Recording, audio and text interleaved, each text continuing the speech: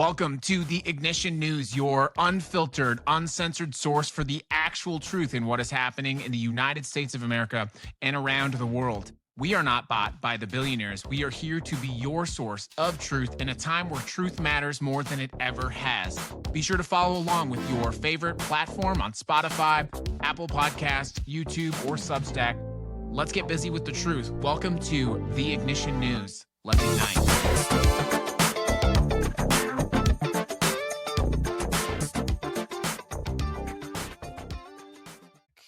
And we will go, what's your video about? Reading the news. Good luck. Wish us luck, everyone. Good morning, everyone. Welcome. We're just queuing up the studio here. It's been an interesting morning, but it looks like we're ready to go live. Yeah, let's do it. I'm ready if you are. Let's go. I don't know if anyone follows me on Facebook on the page, but yeah, I got the unstable connection alert. Classic. All right, well, let's do it. Good morning, everyone. Welcome to, let's back up. We need to kick it up a little bit.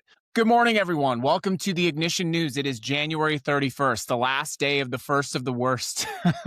It has been an incredible start to the year. 2026 has obviously come in with a bang. If you're like me and you started out the year feeling optimistic, but the chaos of the month has caused you to second guess the American resistance, and you see a lack of leadership coming, and it just feels generally hopeless, I want to let you know that you're not alone. We all see what's happening in this country right now, but most importantly, we are waiting for you. We're waiting for you to find us to resist. So welcome. Welcome to the Ignition News. We broadcast the show on your favorite podcast platform, so be sure to find us over on Apple Podcasts or Spotify or even YouTube podcasts. We give you 5 or 6 stories every day that I think you need to know. I used to say 6 or 7 stories a day, but I have, my son is a teenager and I would never hear the end of it if I kept saying that. So 5 to 6 stories a day, sometimes 4 stories a day that I think you need to know.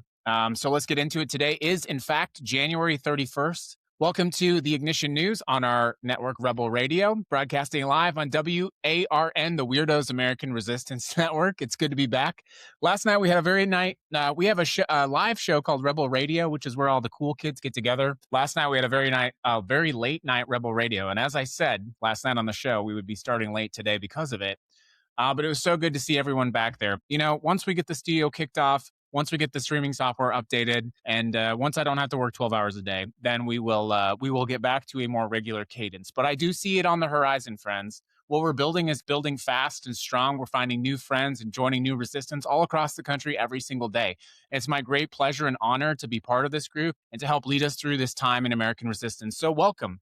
If you're on TikTok, slap that screen so we get people over to join us. Good morning. It's January 31st. Today we're looking at a series of stories that, when you put them together, paint a deeply disturbing picture of where federal law enforcement is going.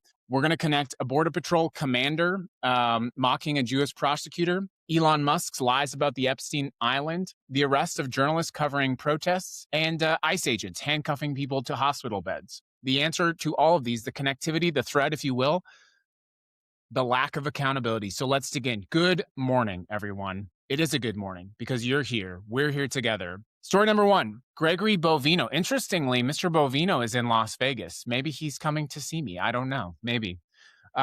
Let's go ahead to Minnesota. So there's a pretty breaking story, and this ties into something else that happens that I wanted to let you know. Border Patrol Commander Greg Bovino, now demoted Border Patrol Commander Greg Bovino, who has been leading the federal immigration crackdown in Minneapolis, allegedly made anti-Semitic remarks about Minnesota's U.S. attorney during a phone call with lawyers. This is according to reporting from the New York Times. Bovino apparently made disparaging comments about Daniel Rosen, who is the U.S. attorney from Minnesota and an Orthodox Jew. People with knowledge of the phone call say Bovino's remarks referenced Rosen's Jewish faith in a mocking way. Now, to be clear about this, Rosen was confirmed in October of last year, and his nomination was supported in part because of his leadership in the Jewish community in the area. So apparently, we have Greg Bovino, the face of Trump's Minneapolis crackdown, reportedly mocking his faith while conducting operations in his jurisdiction.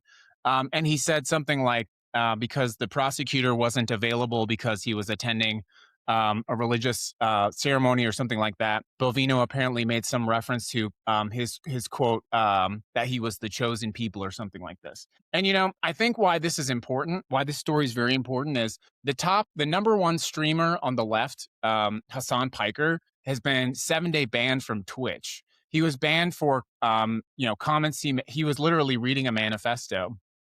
So he's been banned for Twitch. He's been called anti-Semitic, all those kinds of things. But you actually have the government itself, one of the leading officials in the immigration crackdown, actually making truly anti-Semitic remarks and kind of being celebrated in the Republican Party and in the administration, whereas you have someone on the left that is making protected commentary about what's happening in Minneapolis and is banned from Twitch. It's always been a double standard with these people. They don't want free speech. They want their voices to be heard. We're seeing that now with the TikTok crackdown. We're seeing that now with increasingly the media capitulating. And I think what else I would tell you about this is the most disturbing thing about, I'm going to skip that. I'll get back to that in a second. Welcome everyone to the Ignition News. Today, I just need to take a brief break from the show to see how it's going over on Facebook. We're broadcasting live on Facebook, which is a cesspool. It is going exactly how I thought it would. All right, cool. Back to the stories. It's really good to be here this morning. The other part of the element of that story that I think is really important is the reason that this puts a lot of things in jeopardy is prosecutors are supposed to notify people when law enforcement makes disparaging comments that could jeopardize a case. Something I just found out about Bovino, by the way. Bovino had been relieved of command in California over issues including an online profile picture of him posing with an M4 assault rifle, inappropriate social media posts, and problematic sworn congressional testimony. So the dude was literally demoted previously in the Biden administration for this kind of conduct. He was caught lying in federal court, and his previous superiors deemed his conduct inappropriate enough to remove him from command. So now we obviously know he's been moved out of Minnesota. He's actually in Las Vegas right now, apparently. But the pattern here is quite clear for Mr. Bovino, little Mr. Bovino. Lie under oath, no consequences. Mock a U.S. attorney's Jewish faith, no consequences. Oversee operation that results in the death of 2 American citizens. No consequences. All I have to say to Greg Bovino is as follows. Greg, cut it out. Quit your job. That's a joke you can only, that's only a good joke if you can see it on the live. I don't know, just me, I guess. Good morning, everyone. Let's get on to the next story. This is about the Epstein files. There was a massive release of Epstein files yesterday. And honestly, some just very disturbing things. But I do want to talk about Elon Musk because Elon Musk is in this latest dispatch. The overall story about Elon Musk in this dispatch is it's sort of like the overwhelming dispatch about Elon Musk is like Elon Musk is so deeply uncool that like the other billionaires did not want to invite him to their weird island. And so he had to like beg to go to the island. And they were all like, what island? What are you talking about? We don't know what you're talking about. Musk, by the way, for years has publicly claimed that Jeffrey Epstein tried to repeatedly get him to visit that island, but that he refused. As recently as September 2025, by the way, he posted on his Nazi website, Epstein tried to get me to go to his island and I refused. That's what he said. Well, the Department of Justice released 3 million pages of Epstein files, and they tell a different story. There's at least 16 emails between Musk and Epstein. In these emails, Musk repeatedly expressed interest in visiting the island. And in 2012, Epstein asked Musk how many people he wanted to bring for the helicopter to the island. Let's see. And yeah, so Musk says, I never went to the island. I never wanted to go. He asked me to go. But then he's literally emailing Epstein, oh, here's my list of people for the helicopter. And this latest dispatch of files, by the way, is absolutely disgusting. There are allegations in this latest dispatch in a link that was then later taken down by the DOJ. There are allegations from a 13-year-old about the president of the United States in absolutely disgusting conduct. It's disgusting. There's no way I would read I can't bring myself to read it because I think it's so abhorrent. But it's very clear. They are arresting journalists. They're arresting journalists right now. But you have all of these powerful men in this list doing absolutely, and I have to say, alleged, of course, as we know, alleged to have done all of these terrible, terrible things, and they're seeing no justice. But meanwhile, a gay black journalist who's been a journalist for 30 years is getting arrested. It's disgusting. It's an illusion of transparency. So we know that Transparency Act, by the way, passed Congress in November. It passed by 427 to 1. The deadline for that was December 19th. The DOJ missed the initial deadline by more than a month. And it just keeps coming out and keeps coming out and keeps coming out. And I think the thing I would pause to say a little bit of commentary here. People watch our show. They listen to the show. They think I'm some wild, wacky, liberal leftist. To be clear, I'm a liberationist. But I'm extremely disappointed in Merrick Garland and in the Biden administration. I am actually mortified. I find it sickening to know that they had all of this information, literally millions and millions of pages of information. And so if you come on the show, it's your first time watching the show today, and you think, oh, he's some crazy leftist communist. Okay, that's probably the leftist communist part. I'm not going to, But I'm mortified. I find it sickening and disgusting. I think the fact that the Biden administration, obviously the first Trump administration was sitting on this information. That's obviously disgusting and horrifying. But to now learn that the Biden administration was sitting on all of this information that really voters should have had before the election. What was the purpose of this? It's disgusting. It's a complete tarnishment to the legacy of Joe Biden. By the way, Joe Biden's entire legacy has been destroyed this first year. He made this promise that he was going to come to office and he was going to make sure we would never have to worry about Donald Trump again. He failed in that. He failed in launching significant policy. Every policy that he launched, whether by law or executive action, has been destroyed with a pen by the 47th president of the United States of America. Joe Biden's only legacy, his only legacy, will be as a dash between the 45th and 47th president and the advance of authoritarianism in the United States. That is his only legacy. And it was shameful that he was so selfish, that he was obviously cognitively not there to have seen what was advancing in this country, to have violated his core promise to us, and to have appointed Merrick Garland as Attorney General. Merrick Garland, who failed to hold anyone accountable for what happened on January 6th. Merrick Garland, who sat on millions and millions and millions of pages of documents. Merrick Garland is a traitor to the United States of America. He betrayed you, your family. He put all of these people in danger. Alex Preddy, what happened to him? What happened to Renee Good? What happened to Keith? None of that would have happened. Not to mention the thousands of people who've been torn from their family. Liam, the 5-year-old that's being separated from his mother right now. None of this would have happened. So if you come on my show and you think, oh, he's some, Democrat shill. Well, you have not been watching my show long enough, first of all. And second of all, I think it is mortifying. I think it is disgusting, and it's an abject failure of leadership to now see everything that we're seeing. These files are disgusting. I know I'm on a tangent here, but this is disgusting information. Who are they protecting, and for what purpose are we protecting these people? And I've said this before, and I'm going to close this out with one last thing. More of this information is going to come out. More of it's going to come out. And as the American people begin to see what is happening and what has happened, they're going to be disgusted. And when they see how the other half lives, not even the other half, when they see how the wealthiest among us live, the wealthy 1%, and they see what's happening, they're going to be mortified. Sorry, I got a little bit of a kickback on my feed there. The digital echo of this is yeah. Anyways. Welcome to the Ignition News. I got a bit distracted there. Let's continue on to the rest of the stories for the day. It's sad to think how we've been left to ourselves. It's sad to think that. I'll bring it home. Don't worry. I'm so glad that you're joining us, by the way. I just want to take a brief moment. We've got quite a few people now over on Substack. We've got a nice crowd over on TikTok. It's good to see you there. Last night, we got a TikTok violation. That was nice.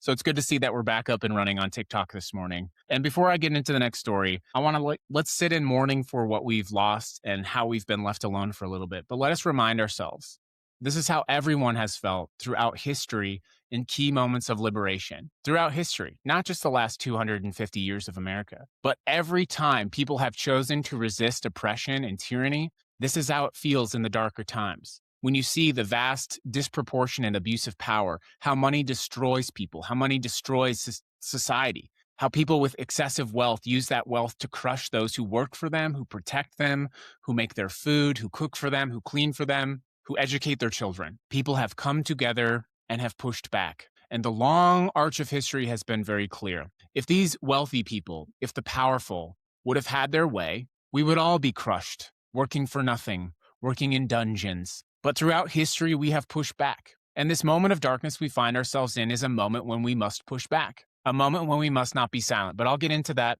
a little bit more on the next story. I do want to quickly say thank you for following the show. We do need to upgrade a few things for the show. We need to upgrade our streaming platform. So I'm going to do a little bit of a plug here. Please follow the show on Spotify, Apple Podcasts, what's the other one? YouTube Podcast or Substack. And if you do want to support the show, I'm just going to throw this plug out there. buymeacoffee.com/Rebel Radio. I want to say thanks to Potato for sending a sponsor or sponsoring the show. Big thanks to Carmen as well for recently pitching in to sponsor the show. We're looking to do some upgrades on the streaming software, and I promise you, we are still building the studio. It's just taking a long time. Okay. So let's go on to what happened, obviously, yesterday. Let's talk about what happened Friday morning. And this happened just hours before the Epstein files were released. Pam Bondi went on Twitter and she announced that she had personally ordered the arrest of Don Lemon and 2 other journalists, Georgia Fort and Traherne Cruz. Oh, I guess there's another one as well, Jamil Lundy.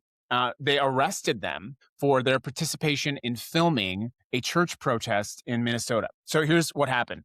On January 18th, protesters entered City's church because one of the pastors is the acting field director of the St. Paul ICE field office.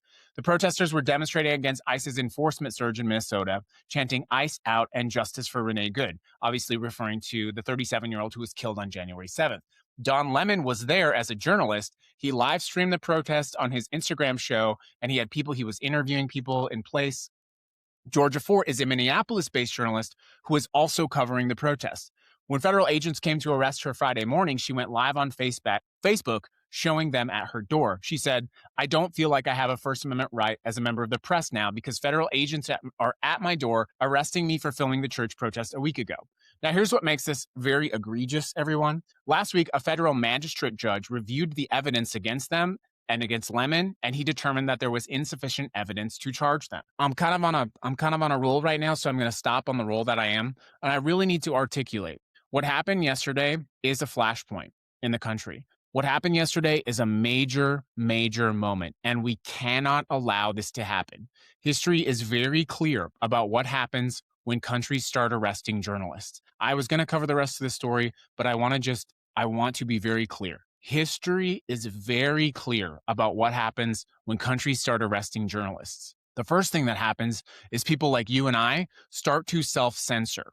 We start to be careful about what we say. We start to be afraid. I actually saw that yesterday happening I was watching the feed of The Bulwark, and The Bulwark was sitting on their live feed, and they're just like, oh, well, I wouldn't have done what Don Lemon did. I wouldn't have gone into a church. Journalists throughout history have done some of the most dangerous things. Journalists in Gaza filming as literal bombs drop, as bullets whiz past their head. In Vietnam, in Iraq, Afghanistan, World War I, World War II.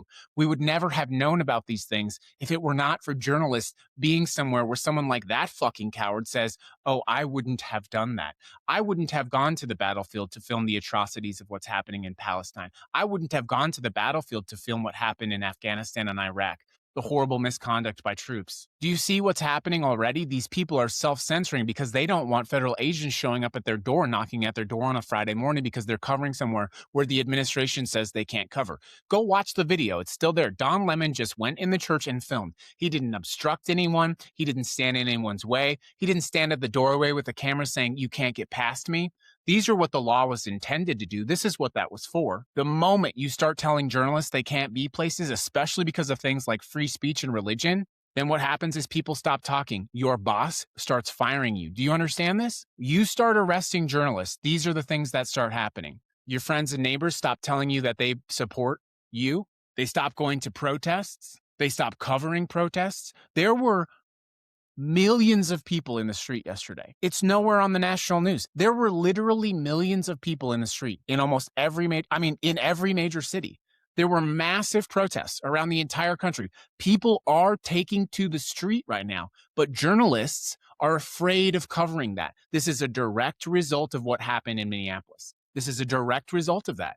And the billionaires, are censoring, filtering, suppressing that information because they don't want you to go to the street as well. Because you will be more likely to go to the street if you know your friend is there, your neighbor is there, and thousands of people in your community are there. Why? Because you're going to feel safer, first of all, but because you're not going to be alone and you're not going to feel alone.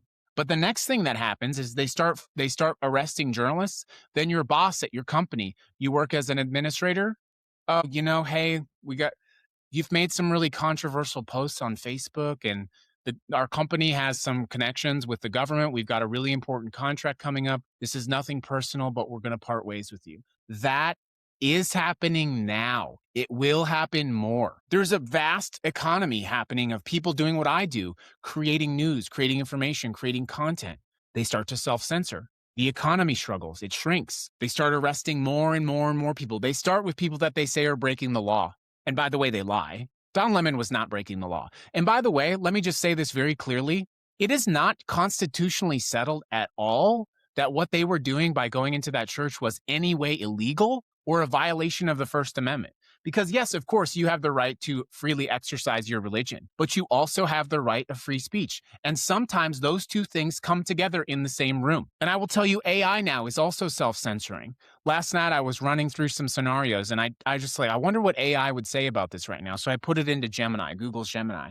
And the results I got were basically Gemini quite literally said to me, yeah, that might be a use of your free speech, but also you live in this country where they're cracking down on free speech. And I'm sitting there thinking to myself, not only is AI a terrible environment-killing solution, it's also now basically telling me not to speak out against the government. That's fucking terrifying. So then your boss fires you because they've got a contract with the government. And no, they don't want to have some lefty radical on their payroll if they're trying to get a contract for the government. This is happening now. It will continue to happen. So let me just be very clear. You have to take moments like this. And instead of self-censoring, instead of being quiet, you need to be loud. You need to use your voice. You need to be an agitator. How do I sign up to be a paid agitator? Where do I sign up for this? We have to make our voices be heard. When our voices are silenced, that allows people to be comfortable with the tyranny that is happening in this country right now. And we can't allow that. Be proud of your voice. Use your voice. And then the last thing I will say on this topic before I close it down, I watched this pastor in this church. And as I'm going to just say this right now, as an autist, I have a absolute refined, perfected bullshit detector. It's perfect. I can sense bullshit from someone from a million miles away. I can read you up and down in 5 seconds. My fellow neurodivergents, you know exactly what I'm talking about. I can read you up and down before you even say a word. I can tell if you're full of shit 2 sentences in. I've studied human behavior my entire life to try to figure out how to just survive. And I watched that pastor and I watched these purported Christians. The only Christians in that church were the Christians who showed up to raise their voices about what is happening in Minnesota. Before those ICE protesters showed up, there were no Christians in that church. Do you know why? Because Jesus Christ himself was an immigrant. He was an anchor baby. His parents fled a country because of religious persecution. No one would house them. You know why? Because of self-silencing. Oh, there's some immigrants in our community. Oh, sorry, the inn is full. No room for you. Finally, someone says, okay, you can sleep in the barn. And then their savior, Jesus Christ, was born. And the audacity of these people to somehow think that they can claim to be religious while this terror is being inflicted on our streets. Do you not remember thou shalt not kill? Alex Preddy, Renee Good. It is a hypocrisy. These people are deep hypocrites. It's a grift. It is a grift in the name of God. God, Jesus, whoever you want to say. Any moral force can see what is happening in Minnesota and say it is wrong. If Jesus were here, he would be on the streets protesting with those protesters. There's no question about it. He would be flipping tables. And he certainly wouldn't be asking the government to arrest people, filming atrocities. How the administration is acting, how Pam Bondi is acting. They are behaving more like the Taliban. The right went for years screeching about Sharia law. Sharia law, Sharia law, Sharia law. Now we've got dangerous, weaponized government agencies acting in the name of religion, arresting people in the name of religion. Are you kidding me? It's a farce. Thank you. So don't self-censor. And the last story I want to tell you about, you may not have heard about this story. I just want to let you know. And I'm sorry I haven't been able to keep up with the comments on the page. I hope everybody's being civil. I want to say thank you to the moderators on the show. I do need to make a quick plug. I have a very specific goal on Spotify. And I know some of you don't do Spotify. That's fine. broadcast on 17 platforms for people who don't want to do Spotify. If you listen to the Ignition News, I really do need you to go find it on Spotify and click follow. I am very close to an important goal with Spotify. So click follow, please. I need a certain number of followers to kick it into the next level. So go follow us on the Ignition News. If you don't know how to find us, go to theignition.news. Follow me on Spotify because it's going to allow me to monetize the platform to continue to do what I'm doing. It's expensive. It takes time. I'm supposed to be at work right now. I'm just throwing that out there, but I'm here with you. So let's go into the last story. The final puzzle today, we have a situation where ICE agents entered a Hennepin County Medical Center without a warrant on December 31st and waited at the bedside of a patient for more than 24 hours. The patient was shackled to their hospital bed, and they were denied family visits while ICE kept watch. When county commissioners and state legislators showed up at the hospital and confronted the ICE agents, they finally left. Healthcare workers held a press conference outside HCMC calling for the hospital to enforce and update its policies on how it responds to ICE officers. More than 300 healthcare workers have participated in training to prepare them to protect patients during encounters with immigration authorities. One healthcare worker at a press conference said, "Healers will keep showing up to make sure hospitals remain places of healing and not fear." This was actually before what happened with Alex Preddy. But we're also learning about a situation where ICE officers, there was a clash with ICE officers alleging that someone had smashed their head into a wall. And the healthcare workers were basically saying, this is not what's happening. And this tracks with the previous story that we had yesterday. We talked about where ICE officers are stealing from people. There's a photograph of a man with a gold bracelet that he allegedly stole. An ICE officer allegedly stole something. Let me pull this up because I want to make sure I get this story right. Intensive care nurses immediately doubted the word of federal immigration officers when they arrived at a Minneapolis hospital with a Mexican immigrant who had broken bones in his face and skull. Immigrations and Customs Enforcement agents initially claimed Alberto Mondragon had tried to flee while handcuffed and purposely ran headfirst into a brick wall. But staff members at HCMC determined that could not possibly account for the fractures and bleeding throughout the 31-year-old's brain. It was laughable if there was something to laugh about, said one of the nurses. There is no way this person ran headfirst into a wall. So now you have ICE agents stealing from people, killing people, and smashing their face in, and then trying to have the audacity to tell healthcare workers that they ran into a wall. If this was a movie, if you were watching this movie, you would say, "I want my money back." It's absurd, and it's a crime against humanity. It's probably a story you haven't heard much about, so that's why I wanted to cover that. And I wanted to remind you that is exactly the kind of information that this government is trying to make sure that you don't hear about. That is exactly the kind of information that reporters are afraid to talk about because someone might show up at their door. And I say this all the time. This has already happened to me. In April, 2 armed men showed up to my door. 2 armed men on behalf of Nevada's Governor Joe Lombardo. Why? Because I made 3 videos critical of him. And so they came to investigate me if I was a safety risk. They came to my house. They scared my wife. Armed men. They parked around the corner because they didn't want us to see them. They came wearing body armor and their little douchey sunglasses because I made 3 videos. So if you don't think it's going to happen to you, I can tell you from firsthand account, it will happen to you. The only thing I can tell you is you have to be prepared for that moment. So how does this all tie together? Well, you have the Epstein files, a lack of accountability. You have atrocities being committed by ICE. You have the rank hypocrisy of Bovino saying anti-Semitic things and then Hassan Piker being banned. You have Don Lemon being arrested. And then you have ICE agents with the audacity to assault a man and then claim that he ran headfirst into a wall. It's all happening in real time right in front of us. And the question I have is not what do we do about it? The question I have is what kind of future do you want? It's my final closing question for you on this month, because we can't possibly take the next and necessary steps into advancing liberation, to freeing those people and to freeing ourselves if we don't even know what we want. I shared this last night on Rebel Radio. I'm going to share this story again. I got home very late last night. My wife asked me to carry up some propane to the roof last night. We have a rooftop deck. And I carried the propane up because I'm a big, strong man. And when I got to the roof, I looked around and I could feel this blue light. I could just feel it. It was so bright. It was cascading down on me.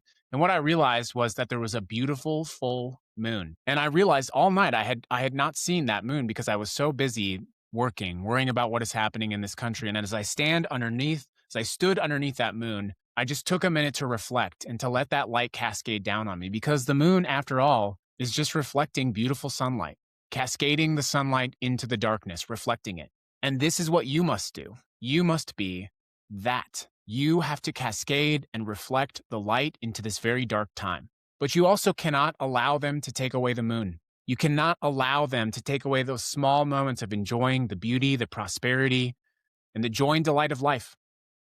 This is their mission. And every small moment, when you find beauty in this moment of hate, hatred, smallness, you are securing a victory for yourself, for your mental health, for your friends, and for your family. Every small act of liberation and joy you find is a powerful, combustive act of liberation and resistance. So don't let them take the moon. Don't let them take the light. And remind yourself not just to think of how we get out of this, because we will get out of this. I will do everything in my power, and you will do everything in your power to ensure that. But if you can't imagine what it is you want at the other end of it, well, then they've already won. So don't give them that victory. In addition to securing the fight every single day, you have to think of what it is we're fighting for when one day we win this battle, and we will. That's it for us, everybody. That's the Ignition News Today Live, January 31st. Go follow the show on your favorite podcast platform, and we'll be back tomorrow with live news. Whew.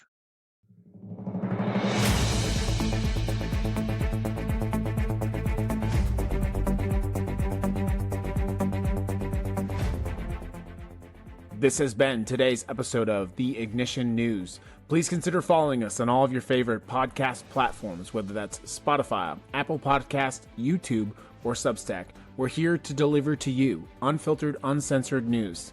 Let's get busy with the truth on The Ignition News.